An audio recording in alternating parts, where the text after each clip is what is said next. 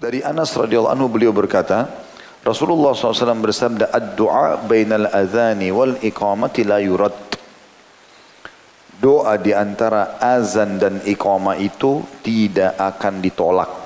Hadis ini riwayat An-Nasa'i dalam Sunan Al-Kubra jilid 6 halaman 23 dan dinyatakan sahih oleh Ibnu Hibban di jilid 4 halaman 594. Ya. Dan ini juga dinilai sahih oleh Syekh Albani rahimahumullah. Hadis ini tentu yang perlu kita garis bawahi teman-teman sekalian, terutama bagi teman-teman pengurus masjid, ya.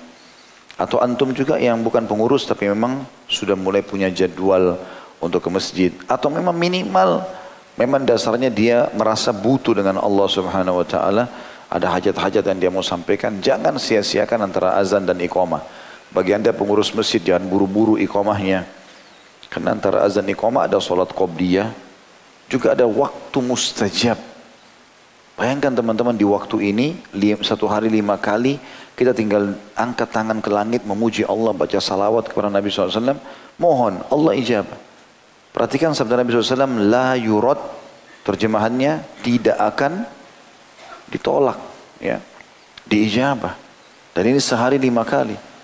Tadi duhur, subuh dan duhur kita sudah dapat. Sekarang asar sebentar lagi kita juga dapat. Nanti maghrib juga ada begitu, isya juga begitu. Terulang lagi besok.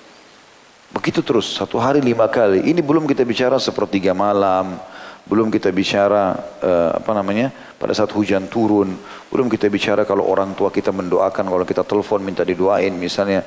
Banyak sekali, tapi 5 waktu ini semua orang lewati. Kalau ada orang lagi di jalan, dia bisa dengarkan azan.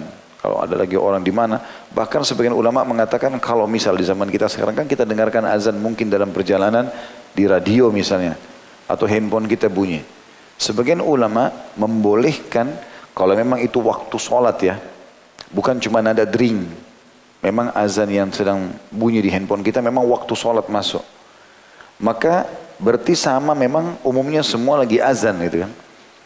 Berarti kalau selesai azan itu masuk dalam waktu yang mustajab, walaupun kita tidak dekat masjid, lagi jauh, misalnya lagi musafir di jalan gitu kan. Apalagi kalau antum gabungkan antara waktu antara azan dan iqamah juga dengan musafir misalnya, ya.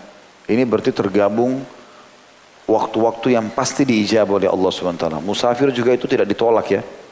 Dalam sebuah riwayat yang sahih yang lain dikatakan Nabi SAW bersabda, doa bagi orang yang sedang puasa dan musafir tidak ditolak atau tidak tertolak.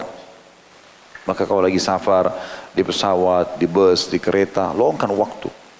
Duduk, tidak usah peduli dengan orang sekitar kita.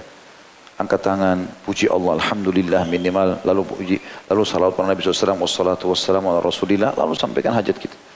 Kalau bukan dalam sholat, pakai saja bahasa Indonesia. Kalau di luar sholat, ya Allah ampunilah aku, maafkanlah ya Allah. Aku tidak tahu harus mengucapkan kalimat apa lagi, tapi tergeraknya tanganku untuk mengangkat tangan ke langit, lisanku untuk mengucapkan doa ini, tentu engkau menginginkan sesuatu. Maka la haula wa la quwata illa billah. Saya tidak pernah tahu apa yang harus saya lakukan ya Allah. Maka mudahkan aku memohon apa yang kira-kira menurut kamu engkau layak untuk memilikinya.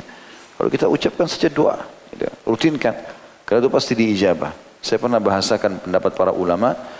Kita berdoa dalam kondisi lagi sehat, lagi kuat, lagi nikmat melimpah, harta banyak, pasangan tidak masalah, anak juga lagi baik.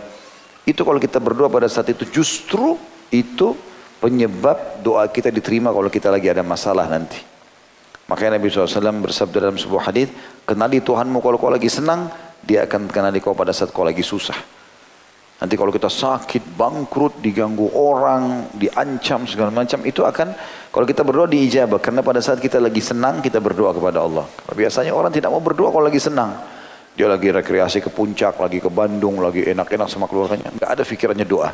Padahal dalam perjalanan kan musafir. Berdoa kebaikan, gitu. Bahkan cenderung kepada kemaksiatan biasanya. Padahal dia sedang melimpah nikmat Allah pada dia, gitu.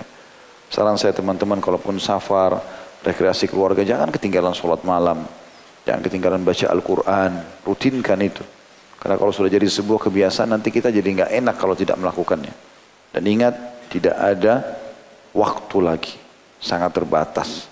Kita nggak tahu ajal kita kapan datang.